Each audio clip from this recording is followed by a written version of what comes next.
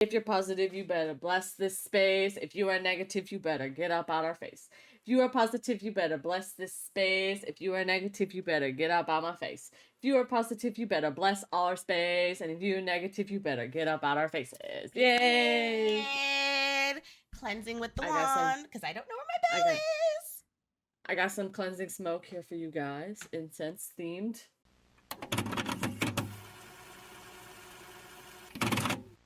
Welcome back to another episode of Witches and Weebs. What is it, Spiritual Saturday or Witchy Wednesday? Witchy Wednesday.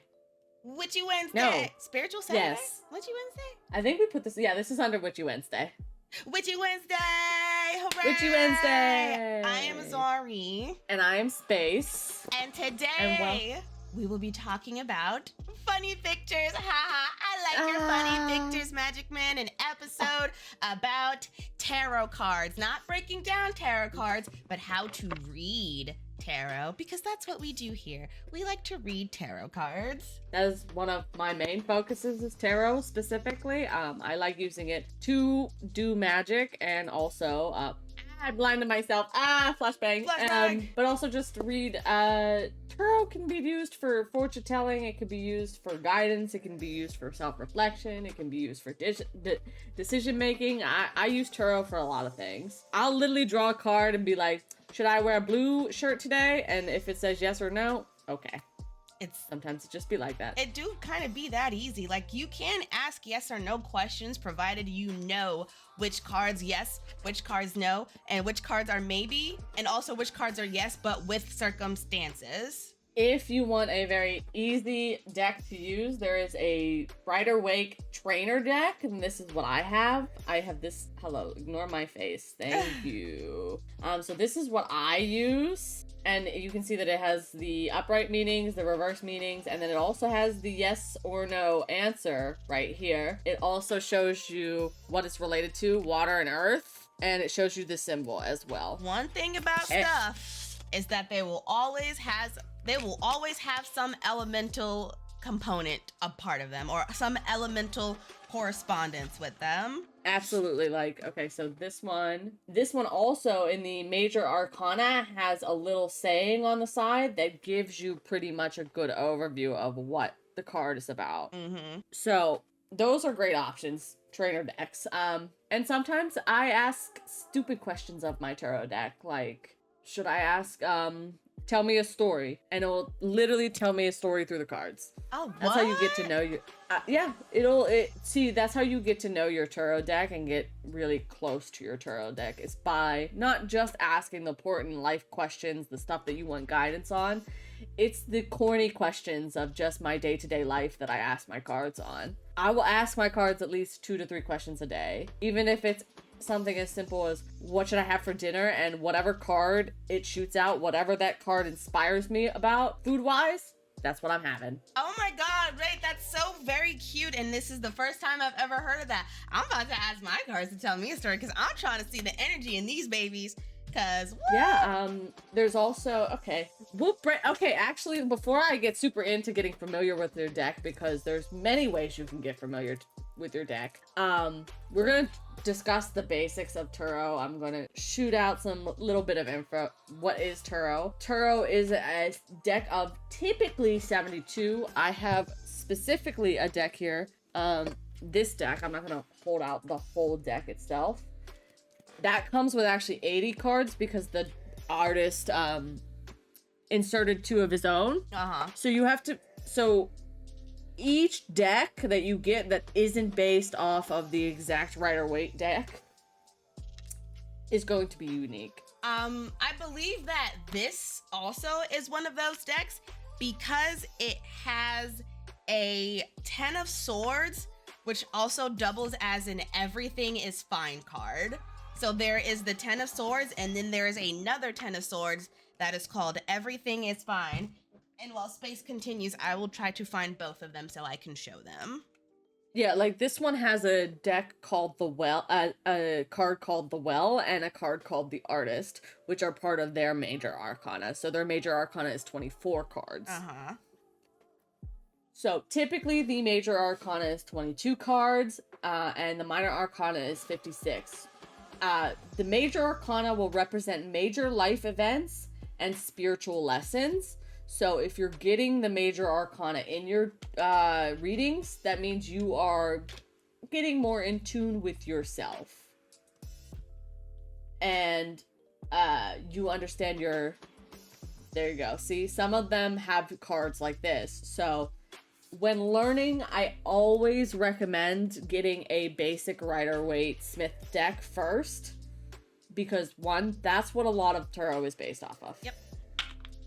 Everybody starts there and works their way out. Of course, as you develop your interests and stuff like that, like I have a bunch of different decks that are vastly different from... I have a deck like this. Mm-hmm. I have, related to TV shows, I have a deck from Game of Thrones, inspired by Game of Thrones. My husband bought me that one. Was so nice enough to be gifted a Genshin Impact bundle thing from my friend, and I got some Genshin Impact Major Arcana cards. So if I want to do like a Major Arcana only kind of vibe, I will use these because these are only just, they're already split into the Major Arcana, so I don't have to worry about sifting out the Minor Arcanas from it. Speaking of that, yes, there are readings that do require just the Major Arcana, so those decks are really convenient sometimes. And they're so pretty. Like, look, it's got the characters on it. I feel like I've shown this deck like 3 times already since we've been putting out episodes. So, I'll see it again. Who cares? That's the whole vibe. That's the whole vibe of us. Look at it again. I also have a Disney-related one, and I have another one that's inspired by Nightmare Before Christmas and Supernatural. Like, there's so many different decks. Like, there are actual tarot decks, and then you've got just regular oracle decks that don't really focus on the Rider-Waite kind of situations, and it's just, like, random. Now, I wasn't, just for the record, I'm not going to get into oracle cards. They're their whole other fine. situation. Yeah, so this is specifically about tarot, but I was just pointing out that there are other decks outside of tarot. Oh, absolutely. I was going to bring that up at the end, so I'll bring it up again at the end, for sure, because there are many different ways to read cards. You could even read a deck of cards, like a regular 52 cards. Trust me. So, and then when you go, I was talking about how the Major Arcana is representative of significant life changes and spiritual lessons, when flip side, Minor Arcana reflect like everyday situations, and they are divided into 4, I can't count, I put 3 fingers up, 4 suits, cups, pentacles, swords, and wands, each containing 14 cards, ace to 10, page, knight, king, and queen. Now, you obviously understand why you can now read a regular deck of cards like you're reading a Minor Arcana deck only. Yep. Because the Minor Arcana mirrors a deck of cards pretty accurately, and I, for one, do not actually know which one came first. But I think the deck of cards came first, and from there, they modeled Tarot into an Italian card game. Yep. Tarot started as just a regular little card game that developed into a spiritual guidance tool. And I'm not even gonna say the purpose of Tarot is witchcraft, because it's really not. You can use it for fortune telling. That's why I put it in the Witchy Wednesday section, because I use it for fortune telling a lot. But you can also use it for guidance, self-reflection, and decision making. And I mean, from life-altering decision making to your day-to-day. Do I want to get a cookie right now? And your card gives you a 5 of swords. Probably no. That means you're in conflict with your goals. That cookie is gonna spoil you. However, if it gives you a 10 of pentacles, have that motherfucking cookie. Eat that motherfucking cookie. That cookie is yours. So when I get familiar with the deck, there's 2 ways of getting familiar, and I actually didn't write this down, but there is just the getting familiar with the cards, and I use books. I still use books. I will always use books. Can't remember, don't ask me. I want that book actually so fucking bad, but I have 2 down here. I have a spread book. I literally have 2 books right here.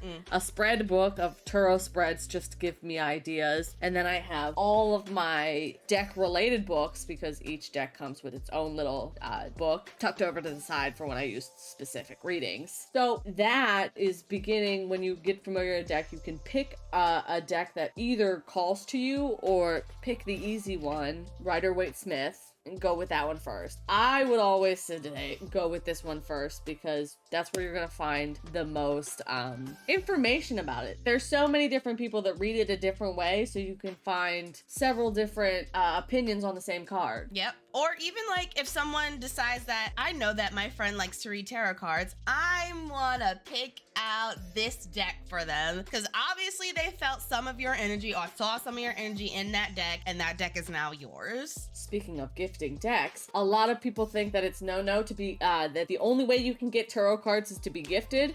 Gift yourself. That's how it works. If you feel the vibe, snatch that shit up. You listen, if I see a deck of cards and I'm like, oh my God, this is beautiful, it's calling to me, I need it, buy it. It's a gift to yourself. That's the thing. You can gift yourself. So even if you spent your own money on it, you can still consider it a gift to you. Right. That's how I feel. I think that the idea that you can only be given to start, like, people genuinely believe that if you have not been given a tarot deck before, you should not buy your own tarot deck. Crazy. That's weird because a lot of people don't do tarot. That was in a day and age where a lot of people had those cards and was like, here you go. Right. But if you have not experienced that and you want to get into tarot, you can't just walk up to someone and be like, hey, so I want to start learning tarot cards. Can you gift me that tarot deck right there? And they're going to look at you like, what is a tarot? I don't know what you're talking to me about right now. Right. So just buy your own deck if you need to. There's nothing wrong with it. Again, like, you can either go with the Rider-Waite-Smith because it's the easiest, it has the most information. A lot of people read it so many different ways because there's so many different interpretations depending on the cards. So I always recommend at least having one Rider-Waite-Smith deck on hand as it just loves to be bullied deck. It loves to look loved. It loves to look like a busted old deck of cards. So this is your great trainer deck where you can just beat it to shit. And then your personal connection cards are the ones you use for special readings. The ones that you picked out just because, oh, those cards are really pretty. I want it. Perfect. Listen. You can have both. Most of the time, your very first tarot deck is going to be that seasoned veteran deck that likes to get beat up and pushed around and fucking dealer shuffled.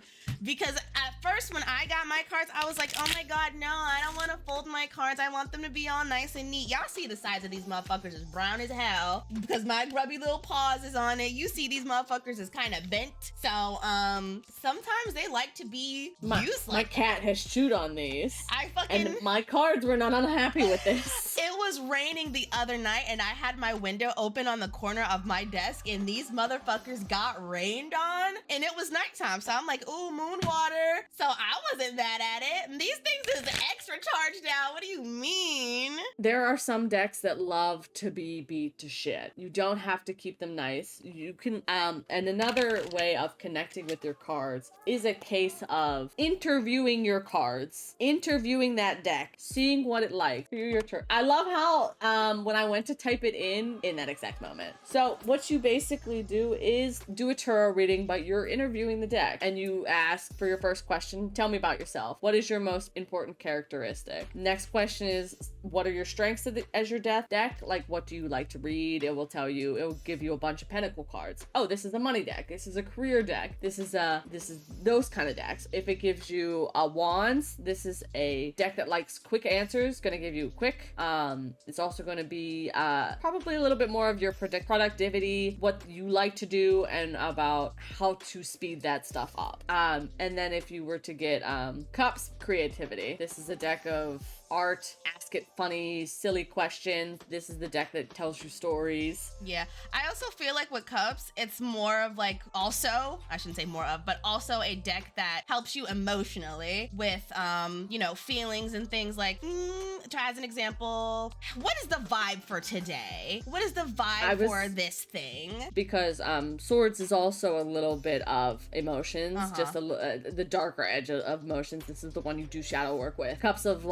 Cups would be definitely more of the positive side. Probably like swords would be the moon and cups would be the sun. Right. Kind of vibes. Okay. So I don't disagree with that, just different versions. Yeah. At least to me. And then what are your limitations as a deck? What don't you like to read for? There are decks that don't like to read career readings because they're like, that shit don't matter to me.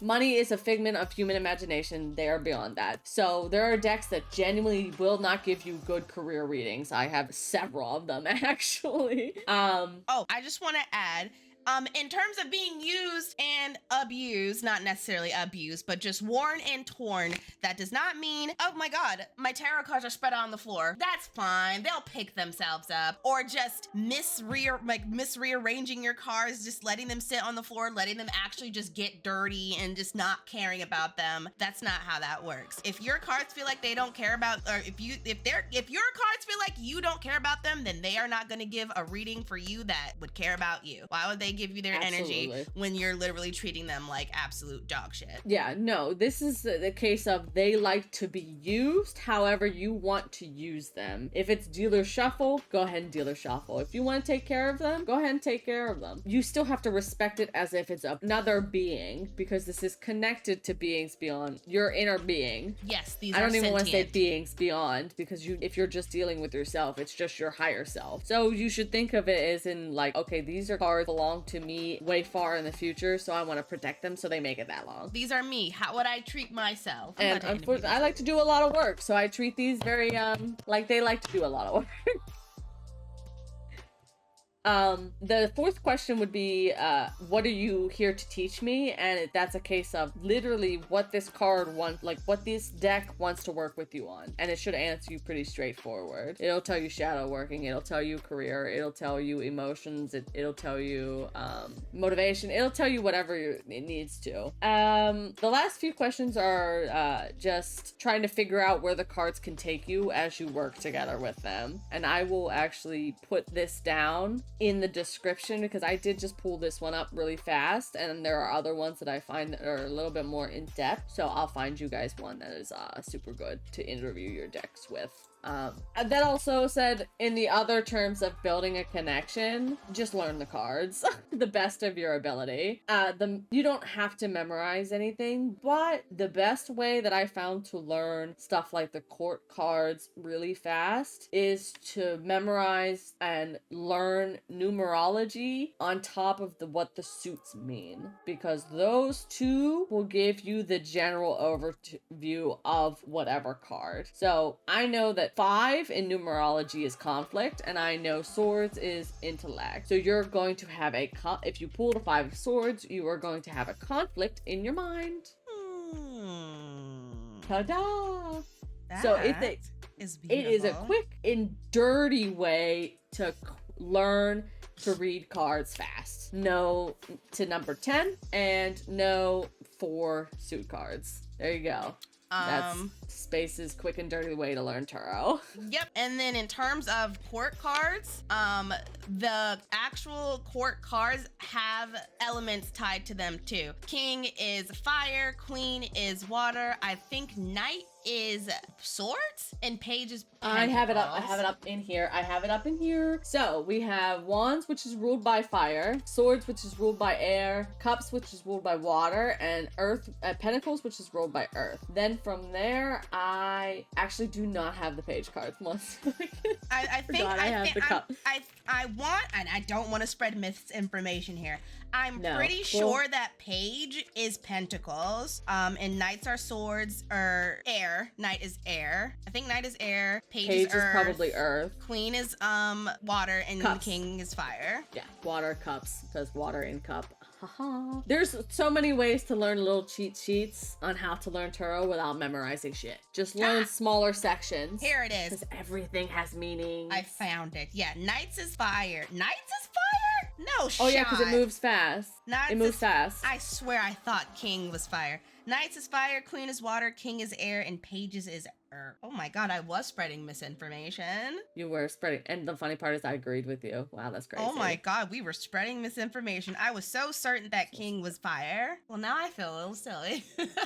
No, the funny part is, now that it says king is fire, because I understand that knights are moving fast, that makes total sense. That knight is fire, knights move fast, makes total sense. Of course they're fire. King is air and pages are earth. All right, well, we just learned something new today. Because we thought that's we knew exactly things. And that's exactly why we're here. So you watched us learn. Something just fell down in the back of my screen. Something white just fell around directly behind me, but nothing fell. I fucking saw something in the back of Okay, anyway, moving on. I'm freaked out now.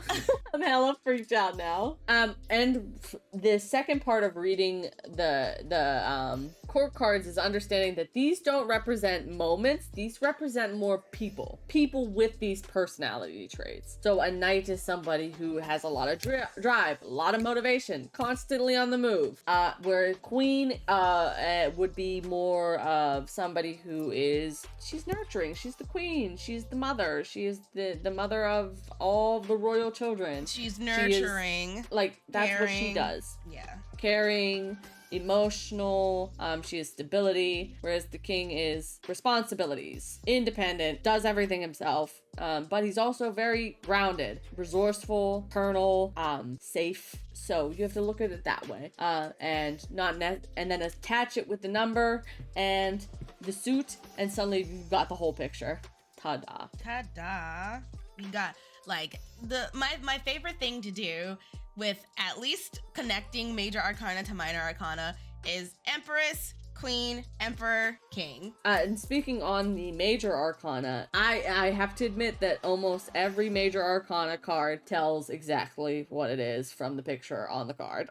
So you don't really need to memorize shit. If you can look at a card and be like, okay, look, this is the devil. Wait, I can't show the devil on here. It's got titties. Oh, okay. My devil has titties. Okay, we have the this is the high my priestess. Okay, this is the emperor. This is, it's not focusing. I give up. This is why we need to upgrade shit. So this is the Empress. Obviously, she's got her crown. She's got beautiful long fabrics. She is abundance. But she is also still a queen. She is the nurturing. She is fertility. She is feminine. You can see that she's got all kind of flowers blooming. The plants are alive behind her. So development, accomplishment. Her plants are blooming. It tells you the story itself. Dude, why am I... Okay, well, this one could... The sun, it's bright. It's the sun. Positivity, pleasure, what's associated with the good things that happen under the sun. Good. Happiness, vitality. The sun gives you vitality by being out in it. Vitamin D. Fun, joy, what do you go out and do in the sun? You go to the beach. You go outside in your yard. Once it's been cold all winter and you've been in the nighttime, you go outside. So, warmth. Ooh. That is self-explanatory. My favorite one, the tower, foundations crumbling, beginning anew, chaos ensuing, but not necessarily chaos. I 100% believe that it is chaos, because chaos is neither good nor bad. Humans attach things to chaotic nature because it's chaos and it happens to be chaotic. Rapidly. It's all rapid. But it's not always a bad thing. It's not. Sometimes the crumbling of everything needs to happen fast. Otherwise, it won't happen at all. Yep. You can't build on a foundation that is broken. You have to tear it completely down immediately and then build up slowly again. Demolition is fast. It's rapid, other than the fact that they take forever to put the bombs in, but you know, whatever. Another really good thing with major arcana too is that they can also be broken down into numerology. So the tower here is 16, and obviously 6 plus 1 is 7, which means that if you know what 7 means in numerology, then you can kind of figure out what the tower might mean in your reading. And what is 7? 7, at least in my book, says potential and ambitions. So what is it? If you can read this as, okay, the foundation is crumbling, there's potential for something new, there's ambition to start over or start something fresh. So that's just another thing that you can keep in mind too. Speaking of numerology, we'll talk about that in a couple of days. I got videos for you guys because, again, we're gonna learn it all together. For basic, I just want to, so we're gonna now, I feel like we've talked about the, I've got to stop saying, I got yelled at one time. I went to like this job fair thingy, and they're like, people don't like when you say, in interviews because it means that you're very unsure of yourself. And I was sitting there like, fuck you. I said, fuck you. I'm sure about that. I was like, no, it's me thinking. My brain processes it. Leave me alone. It's filler. It's filler text. Leave me alone. For basic tarot techniques is shuffling. You're kind of on your own. You can shuffle however the fuck you want. Yep. Again, some cards like to dealer shuffle. Some cards This like motherfucker likes a dealer shuffle. He has fun when I dealer shuffle. But I will tell you that this deck does not. This deck is very sensitive. This deck, I shuffle like this and it tosses cards out at me. Please don't toss any right now. I'm not ready. It's very rude. You were shuffling us. What do you mean? Yeah, but I was in the process of asking it to shuffle, telling it that it's just throws card at me, and I didn't want it to, because they're rude. Yeah, there's some decks that are really mean. But when you're asking, I typically like to ask my question while I'm shuffling, and that's the only thing I focus on the whole time I'm shuffling. Oh, I totally forgot about this too. When you get your new tarot deck, before you do anything, cleanse the deck. You can cleanse the deck by having it in your receiving hand and knocking on it with your giving hand. You can blow on the edges of the cards so it cleanses out the energy. If you have some selenite, you can knock on your deck with selenite. That's what I do. I knock on my deck 9 times with my selenite in 3. So it's 1, 2, 3, 1, 2, 3, 1, 2, 3. Blow on the edges and start the reading. I also use smoke cleansing a lot. If I have an incense going, I'll just wave that shit right over the incense and it's good to go. There's plenty of different ways to cleanse your deck. There's another little connection technique that I remember speaking on, and I liked it. Not speaking on, I heard it on, I won't say the app, but we know where it was. People like to sleep with their decks tucked under their pillow. I heard that too. So, and keeping your deck in your pocket for a couple days or in your purse for a couple days if you carry your purse on you a lot. Doing anything that'll let your deck soak up your energy without having to actually draw cards from it, I think, in all honesty, is always going to benefit you. Yep, that is how we attune to our tarot decks. I also heard or saw somewhere that, like, if you spread them out, put them on your chest, and you think about like a white ray of light that will also help your energy spread to each of the cards and help you attune to them better. But yes, what I do is when I'm shuffling my cards, I focus on the question and the question alone, and I ask it out loud because I feel like saying it out loud gives it more power. I don't know. Maybe it's just a me thing. Maybe it's just a Scorpio thing.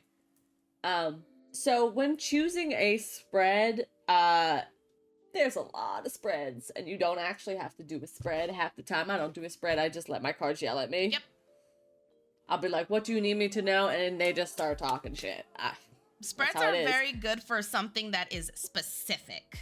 That's what, exactly. If you're going to do any kind of spread, best ask a specific question. Single card spreads are great for daily guidance. Just, what's today gonna be like? Cool. And it will set the tone for the day. Or simple questions like yes or no questions, because every tarot card has yes or no associated with it. It just depends on the card. And most of the time you can kind of inference if the sun comes out, if the death comes out. I don't think so. I don't remember what death is. I think the devil is absolutely a hard no. I did just... yes, the death devil is also a no card, yeah. Yeah, okay. I thought death might be a maybe because it's death and rebirth, but, you know, whatever. So they're neutral cards. Like 4 swords is neutral, 4 cups is neutral. The hermit and the Those hangman. are maybes. Yeah, maybes. It depends on how the situation goes depending if it's a good or a bad thing. So you have to do it to figure out that. Ooh, okay. And then there are exception cards, like the 2 of swords or the 10 of wands, and the answer's not known yet, or the 5 and 7 of wands, which the answer is yes, but you have to fight for it. Okay, so those are deeper, that's deeper meanings. This deck doesn't do that. They just do yes, no, and maybe. So all of those cards would be classified just under maybe. So perhaps, but with circumstances again. There's like, maybe is pretty much maybe or no. It depends. It really depends. You figure it out. You figure it. It's a case of you figure it out. This is not for us to decipher. This is for you to decipher. Yeah, it's like, it could be a good thing if you fight for it, or it could be shitty if you don't do it right. 3-card spreads are typically associated with past, present, future, and situation, what is going on right now, the action you need to take, and the outcome. This is the one that people associate most with the fortune telling. But here's the thing. You're not reading a fortune. It's giving you one action that you can take to give you this outcome. But if you do something in this situation that this card does not account for, everything changes. It's just giving you one way of action. It's not fortune telling anything. So it's the butterfly effect. You can choose to listen, and you can choose to have this outcome, or you can choose not to listen, and then we don't know what the fuck we can do for you. You've changed the whole thing. Time to get a new reading. Right. So it's not fortune telling. It's never been fortune telling, really. That is more of what you're getting. For more in-depth readings, there is stuff like the Celtic Cross. That is for like a big monthly spread, maybe, or every 6 month spread, that you do a huge overview of everything going on in your life. We did a year-end reading that we were going to record, but somebody's computer went poo-poo. So, couldn't imagine who that happened to. I have absolutely no idea. None. So we did that just on our own, and we shared our readings, but we had a big end of the year that drew 13 cards, 1 guidance, one for each month, and we did a reading based on that. And they were very good readings, by the way. They were excellent readings. Recommended for anyone at the end of the year if they want an overview of how the next year is going to go. Fantastic reading. And you don't have to do it on like December 31st. You should probably do it at like the newest moon or the full moon, somewhere around that time. We did ours on the full moon. Yeah. It can even be a little bit into the new year if the new moon, if you're like fucking December 17th is the last full moon you did, and if you want to do it on the full moon, that's a little bit. So doing big readings like that, a lot of energy, a lot of time. So we don't recommend those. Maybe once a month if you have it. Even I don't do it like that. I do them like twice a year, honestly. I do readings every time we meet up because this is Witches and Weebs vibe, and I like to talk, I like whatever spirits got to say about witches and weebs. So, and most of the time I only pull 3 cards and a couple oracle cards, but we'll talk about those later. When you become more seasoned with doing tarot readings, you can even make your own spread. You can make your own spread. The cards will attune to that spread, and they will give you cards based off of the question that you ask, because again, spreads are just asking the question, asking a whole topic, breaking those topics down into questions, and that's how you can make your own spread. Absolutely. You can make, I just use this tarot book spread as, oh my god, I gotta stop doing that, as an idea, like, okay, what kind of reading does they give for this specific question? Cool, I can take that, little pieces of that I like. Interpreting the cards, pay attention to the imagery, the colors, and the symbols on each card, because they all mean something. And again, you don't have to learn each specific card if you learn things like color magic, and you learn numerology, and you learn the suits. Yeah. Even if you just look at a Mrs. card. Mrs. Smith, who made these cards, was excellent at her symbolism. Thank you. Word. Language. I just said the word. That's the funny part. I literally said it 2 minutes ago, and now I can't. Just lost it. But Mrs. Smith, who drew this card, and that's why I continuously use her name, because she was the artist, and it's known as the Rider-Waite deck, but no. It's the Smith deck. Rider-Waite-Smith. Rider-Waite-Smith. Give credit to the artists. Absolutely. Give credit to artists. Absolutely. So she did excellent in making sure all the, like, the Empress is a warm, nurturing card. What is it but sun? Yep. self-expression, yellow, pomegranates for fertility on her robes. Passion. Look at her shield. It's got Venus on it. Femininity. Genius. She's a genius. So if you learn those kind of things, you'll know the cards. Oh, did you see Carlos walk by? Hey, Carlos! And you can also trust your gut. Your intuition. This is about what this is what tarot talks about. Like, you're trusting your intuition of what the cards are telling you. I want to say, don't feel bad if it takes you a little bit to understand a card.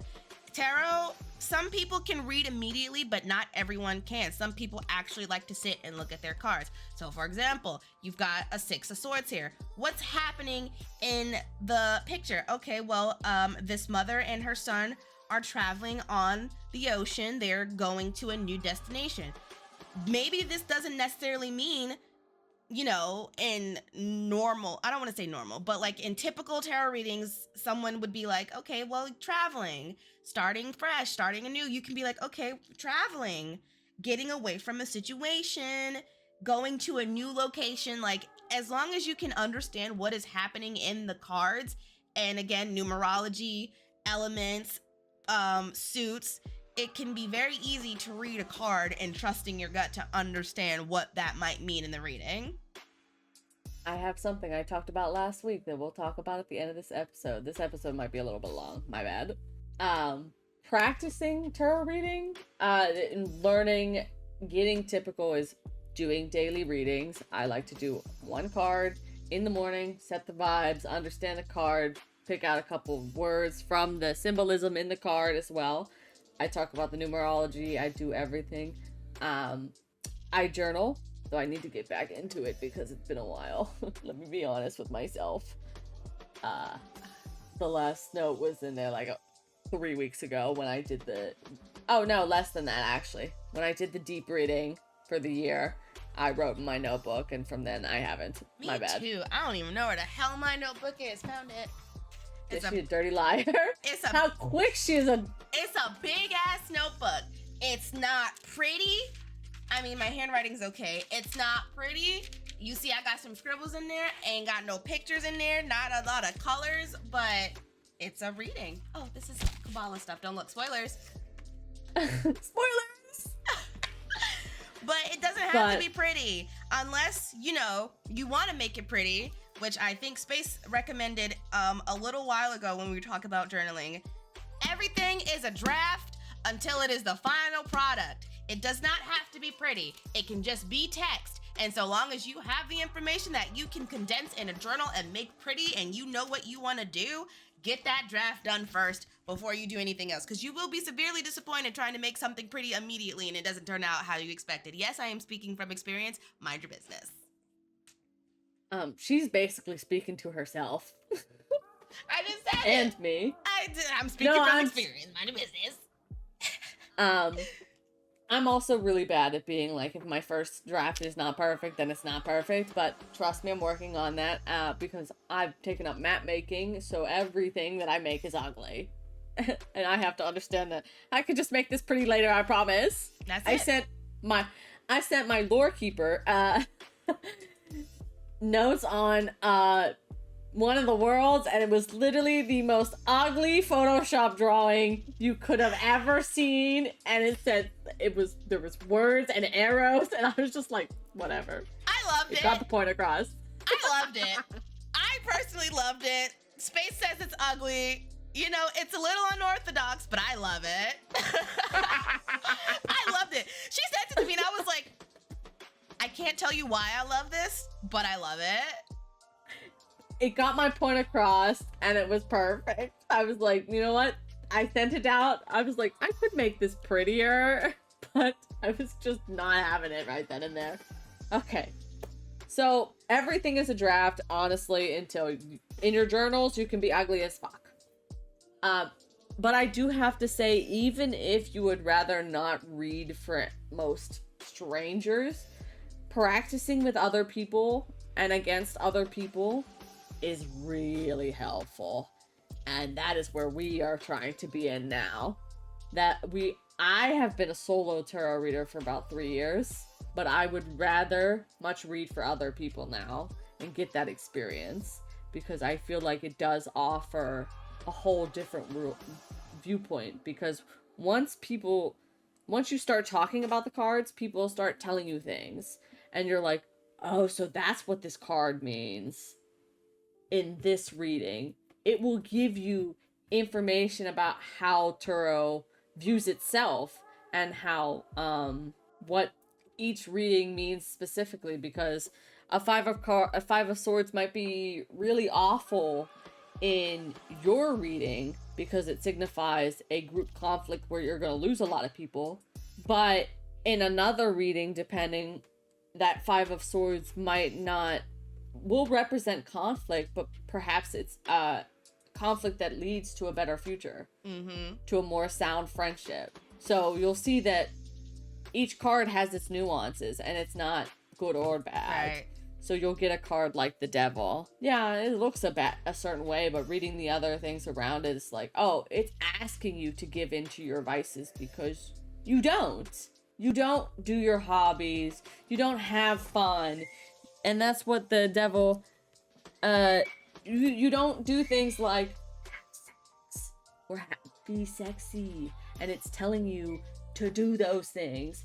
There are things that the devil can represent in a positive light, depending on the reading that it's in. Yes. Readings are not one size fits all. The reading will match the vibe to the person that you're reading. This book has a very, very good example of somebody who was reading for another person, and the cards were coming out, but they were like, I don't understand what any of these means. I'm very, very confused. And the person they were reading for was like, that is exactly how I have been feeling for so long. And then it's like, oh, okay. Well, now that I know that, we can try again. Because now they're like, since I'm confused, I have to try to open up my mind a little bit so my energy is better received and that this person can read better, and then we can get down to it. Now, before I give we're gonna wrap up this episode with the little witches tips and tricks and my apprentice tarot reading method when you don't know any of the terms, don't know nothing, but the fact that this got 78 cards. Or is it 72? 78. I'm pretty sure it's 78. 78. With the exception of some. Yeah, give or take. I am going to talk about the ethical considerations in tarot readings. Respect people's privacy. Don't read people that you don't know. Please. Or that don't ask to be read. If they give you if you have a friendship between like me and Mia, I give her blanket permission to do readings on me if she wants to. And likewise. If she feels if she feels like my vibes are off, she can absolutely pull a couple cards for me and I will not be offended. I'll be like, thank you, bitch, because I was not feeling like doing it myself. Right. However, you have to have that level of friendship with each other. You don't read for strangers that you find sitting in a coffee shop just because. Ooh, that blind man right there. Blonde. That sexy blonde man is right there. Do I have a shot with him? No. Absolutely not. Ooh. So, yeah. That barista over there, does he or she or they have a significant other? Do I have a chance with them? Probably not. Probably not. Like, if you're doing that, absolutely not. I'm not trying to be like mean, but that's weird. Don't do that. I'm sorry. I don't shame people, read for people that you don't get permission from. That also in privacy is confidentiality. Don't talk about people's readings with other people. That is the fastest way to break your bonds with your cards, I have learned, not by experience, but by research. That is the quickest way to sever ties with your deck. Yes, no, these readings are private. Like, you can tell your friend, hey, I read for somebody, but don't give them the details of what you read if the person that you read for did not consent to you telling other people about their reading. Now, if you read for yourself and, it's your reading, you can tell everybody about your reading because that's what you're choosing to do. But don't That is your boundary, and your cards will respect that. Right. Yes. keep people's private readings private. I don't really think the trend of spirituality people sharing readings or even alluding to people that they've done readings for and their story on TikTok. So that's a very controversial hot take. Just don't do it. If they say it's just be considerate. It's just not okay. It's just being a considerate person. It's being a nice person. It's being a decent person. If someone tells you a big secret, you wouldn't go around telling other people what they told you unless they said, hey, it's okay. Then at that point, it's not really a secret. But if someone tells you something in confidentiality, it is not your decision to go around and tell everybody about that thing. That is very disrespectful and it's very rude. Yeah, I'm just not into that. And if you want to do content on tarot readings, then you need to have a little like contract that you sign that people will be like, okay, I'm willing for you to talk about my readings, just so long as you don't do names or anything, because they can sue you. Like, yeah, you can use me as an example, but if I was scrolling through TikTok and I saw that somebody I got a reading for was telling everybody my business, even if they weren't naming me, I'm just gonna be like, well, why the fuck would you tell we everybody? Can, like, trust us, we can tell. Like, this was my exact reading. Why are you telling everybody about my business? Like, hello? There's also limitations on what readings can really talk about. Avoid making definitive predictions based on sensitive matters like health or legal issues or pregnancy. Yeah. Or there is a questionableness about talking about deaths in readings, because reading doesn't look at death as a bad thing. The tarot deck literally looks at death as a rebirth of their spirit. So I don't know about that one, but I just wouldn't make predictions on those kind of things. Right. Please use tarot for good, positive intent. Do not my idea that there are cards that are just terrible and have no positive meanings, like the Three of Swords, is a little bit of that. Don't do that. Yes, the Three of Swords is not that great. If you do readings for people, don't be fucking judgmental. Actually, you know what? Don't be judgmental at all. How's that one? Period. I want to also add, please don't use tarot cards for manipulation. Don't pretend to read something for somebody because you want them to do something that you don't want to do, or that you think that they should do because it'll benefit you in the long run. I can't stand when people try to do that. Like, it just makes me mad. Like, you have to do this and you need to do this and you gotta be more like this. Like, no, they don't. And the fact that you're trying to tell them that through tarot cards when they are literally opening up their beliefs and keeping an open mind for you to do this thing, just for you to go behind their back and stab them in it because you're trying to make them into a person that you want them to be rather than what they actually could or should be. That's a bigger issue of using tarot cards not the way they're intended and not reading them properly. Because those people tend to just not even know what the cards mean and are just telling people what they think they should tell them. Yeah. What they think is right. And those are just terrible people and shouldn't be reading cards anyway. So technically there is no wrong way to read tarot cards, but morally there are absolutely very many wrong. Fundamentally, no, there's no wrong way of reading tarot. Morally, absolutely, there are very many wrong ways of reading tarot cards. Yes. Nuance. If you are doing it for not the right reasons, then yeah, you're doing it the wrong way. That's fine. But if you know the cards or that's what they're telling you, then that's what they're telling you, and that's your intuition, and you're doing it for good reasons. So, now to our little tips and tricks. My apprentice witch, I know absolutely nothing. This is my first tarot deck ever. Never picked up a book, never. You pick up a card and read it like you just walked into a movie theater. This was the only scene you saw, and you were like, oh, this isn't the...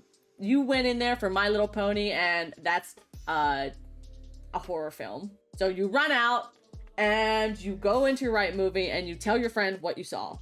That's how you describe a tarot card.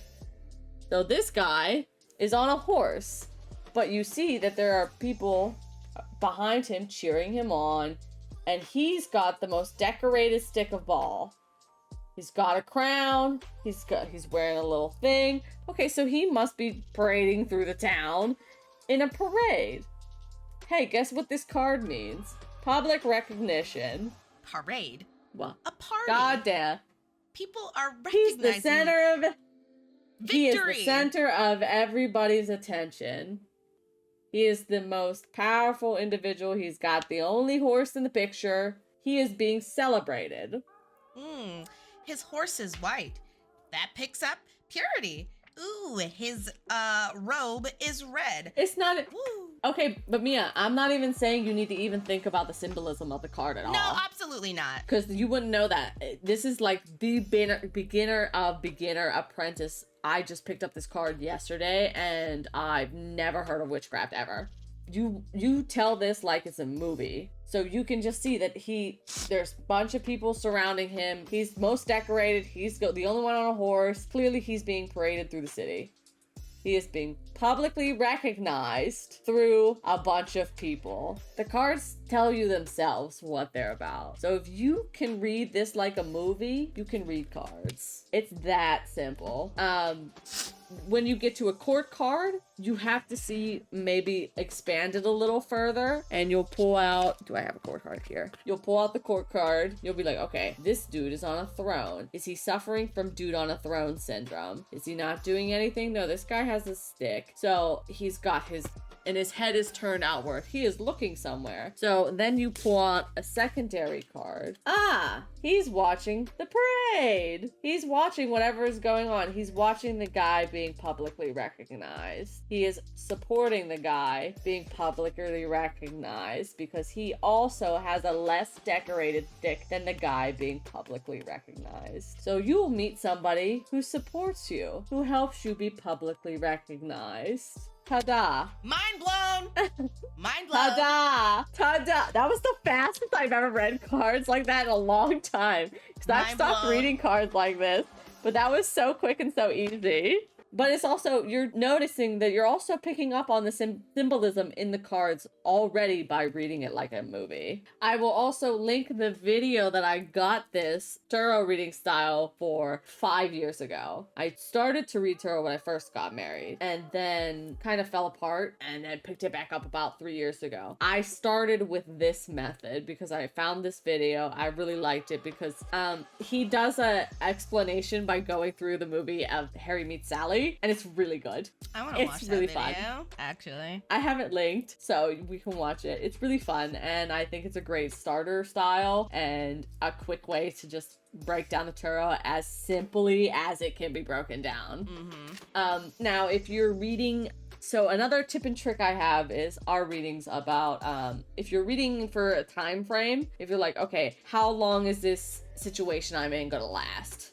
Wands ruled by fire, often in days, or it can mean the summertime. Wands are fast, fire, burn fast, go, move, move, move, move, move, drive. So they're gonna be fast. Yep. Swords is ruled by air. Swords cut quickly, but need a little time to prepare because you need to forge the sword and make sure the sword's sharpened, blah, blah, blah, blah, blah. Usually about weeks. Swords are associated with springtime. Things are growing, getting prepared for summer. Cups are ruled by water, thus flow with the cycle of the moon, which does in 28 days, I believe, almost 1 month. So months. Autumn is associated with cups. I don't know why. I can't figure out why. I'm gonna look that up after this because why is cups associated? I can't find the connection correlation mentally with water and fall. Is it cold enough to rain but not snow? I don't know. I live in a very hot location, so I don't ever see rain. What? Change. Autumn is about change and water has many different forms. Duh. That makes sense. All right. That makes perfect sense.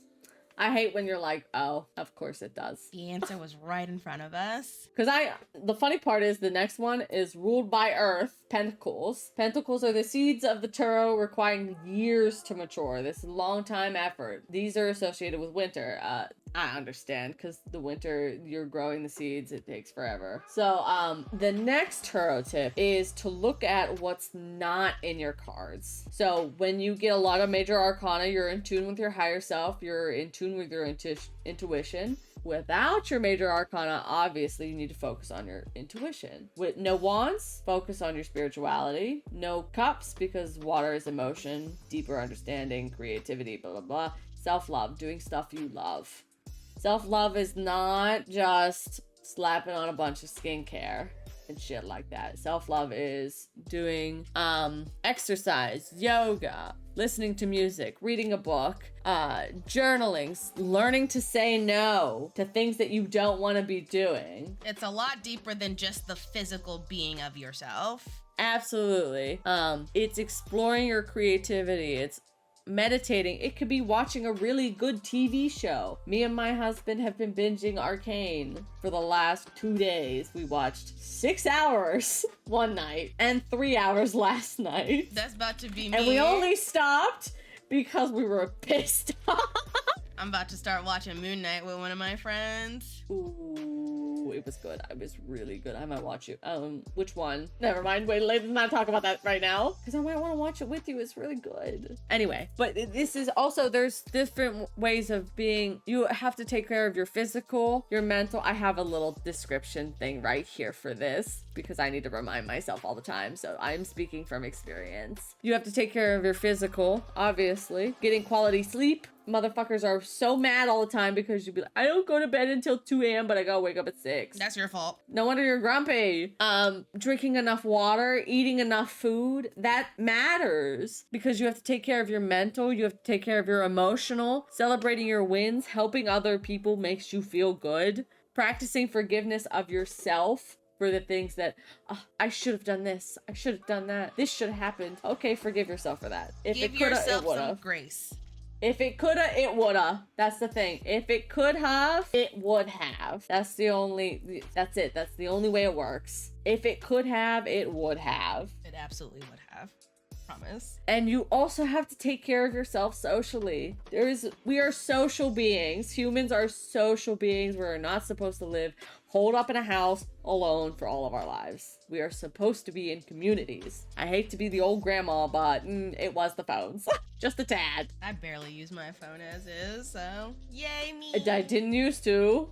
Take a social media break. Catch up with friends. Meet new people. Take a couple days offline. Don't watch TV, read a book. Go outside. Avoid negative energies. If there are people you just don't like to be around, don't be around them. It's that simple. Join a support group, join a hobby group. I know there are free meetups some places, and I know it's a little hard, other places. I get it, trust me. There's also meetups online to get a little bit of a digital fix. This is why me and Mia record with our faces and have our faces up more often than just this time, because I like seeing her face and reminding myself that I'm human and I know other people, know other humans. So I get it. There's ways we can work around that, and you have to find them, because being social and taking care of your emotional and mental and physical are all important. And I went on a really big tangent about self-love. Nothing is impossible. Nothing is impossible. There are things that are improbable, but nothing is impossible. If you try and keep trying, something will stick. Everything is possible. If you quit, the only time you're a failure is when you quit. If you keep working at it, you will get better. Maybe you'll not be the best. Maybe you will not even be great, but most people can be good at something, especially if they love it enough to keep trying. No pentacle. Going right back to the fucking thing. We might have to cut that out for a little tangent episode that we just slap on. That was kind of long. No pentacles. Examine your finances. See what's going on there, because it's not talking about them. And no swords. Work on your self-awareness. because you're not looking into yourself. Swords is about that inner work, that is shadow work, the negative, letting stuff go, the sadness, even though that doesn't always mean bad things. But no wands. Focus on your spirituality. You're not connecting with your higher self to be more creative, to do your things, to be doing fun things. The one thing I will say is, lastly, use your books if you want to use your books. Books are friends. Y'all already know. I was showing this book all the fucking time. Books are your friends. I used 2 books. Oh, fuck me with this fucking thing. I gotta fucking figure out a better situation for my headphones, or just get better headphones with a longer cord. I must. I have one, Turo, Connect with Yourself. It's a book that I literally bought for $5 from Five Below, if you have one. And I love it. Really well done. And I don't remember. I'm just gonna look who the fucking... Oh, of course she doesn't have a thing on there. Why would she do that? Please don't burn myself on this fucking... Yeah, please don't burn yourself on that candle. Thank you. Tina Gong, she wrote this book. I bought it at Five Below. Despite the fact that the price is way different on the back, I'm just gonna ignore that. Okay. Bought it at Five Below at one point. The so text is they backwards, probably buy the overstock. and it looks like Torat, but with a backwards R. Yes. So funny. Listen, it's because of the angle of the camera. I can't do anything about that, man. I know. It was just funny to me because it, like, the text is so symmetrical that the only difference is the backwards R. Yes. And there's another one that is Capone Guided Tarot. I like that one and this one. I found this for $5. You could probably find it somewhere for $5 too if you're in the area. But I also just typically, when I'm not doing a big reading or something that's super in-depth, I just trust myself to read them from intuition and knowing the pictures and what the pictures stand for. So, books are friends, but don't use them as crutches. Trust yourself. Learn how to trust yourself a little bit. You can always refer to the book, absolutely, but use them as reference. And another thing, reversals are a choice, not a requirement. I hate to break it to people. The cards have enough nuance within them that they can tell the negativity of life without you reading reversals at all. So if you just want to focus on the upright meanings for now to get yourself in a comfortable position, go right on ahead. You'll do just fine. The cards will understand that and they'll want you to flip them over. I don't really read reversals for the specific reason of when I shuffle my decks, I have a really bad habit of making over half the deck reversed. That's fair. So it's really hard to get an accurate reading for me if I were to read reversals, because the whole reading would be reversals and then I'd be like, what?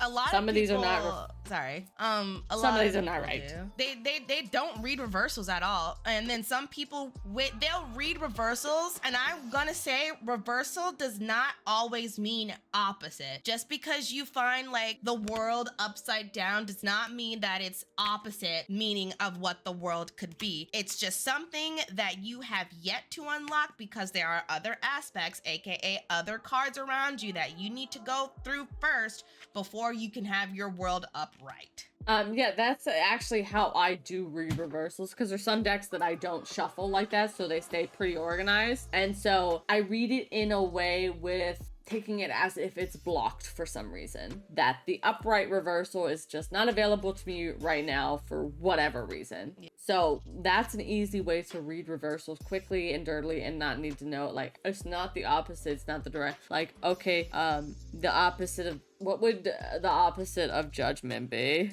Open-minded, apparently, I guess. I don't know.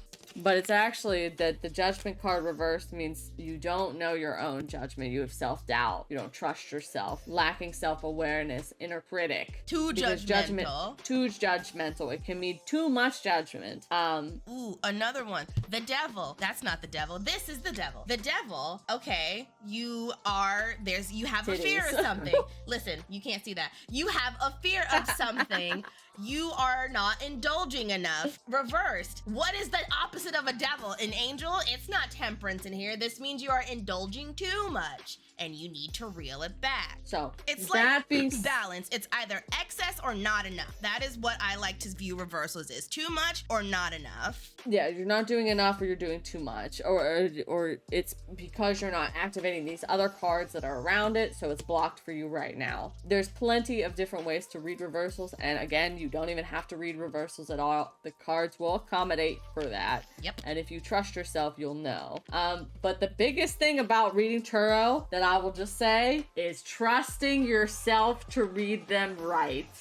You just have to have an intuition. There's not reading it right per se, but reading it right for you is trusting yourself. It's like, okay, I'm just gonna read them right. I don't need to worry about being wrong. Right. That's it. And you don't have to read like everybody else reads. Now, if you Oh my find that goodness, no. method does work for you because it's comfortable, then by all means, go ahead. But you do not have to read like every single TikTok reader that you see, or every YouTube reader that you see, or any reader that you know in person that you see. And guess what? You don't even have to read like us at all. We encourage you not to. We don't Be even different. read like each other. We read completely absolutely differently, but we are still Absolutely not. right in what we're reading. We're absolutely what her readings are. I have looked at her readings and been like, oh, I see it differently, but I understand why she saw it like this. So that's wonderful. That is what readers are supposed to do. They're always supposed to have their own little twist on the cards. You are supposed to commune with your cards and figure out what you guys mean together. It's not always about who can tell you what book tells you the ultimate reading. Like, what book is best? Nope, there's no book. We use completely different books. There are reference. They are not one size fits all. They're not the end all be all. They are references for you to compile your own way of reading and doing it the way that is most comfortable for you. Absolutely. It's like Build-A-Bear. You're taking aspects from different readings and different types of readers and different books and making your own bear from them. Yeah, exactly. It's you have to build it to yourself. So trust yourself. And that is my tarot episode. Well, our tarot episode, I just wrote it.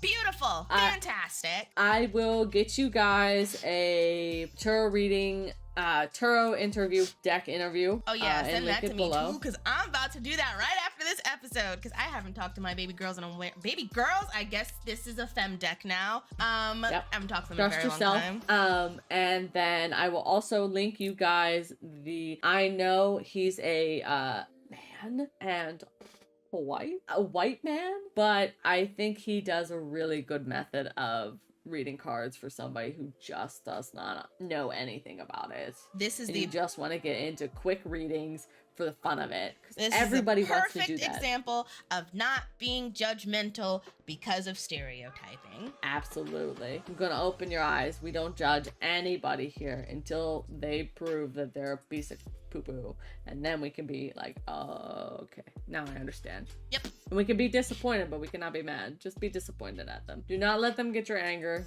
Just be like, oh, I thought you were better than that.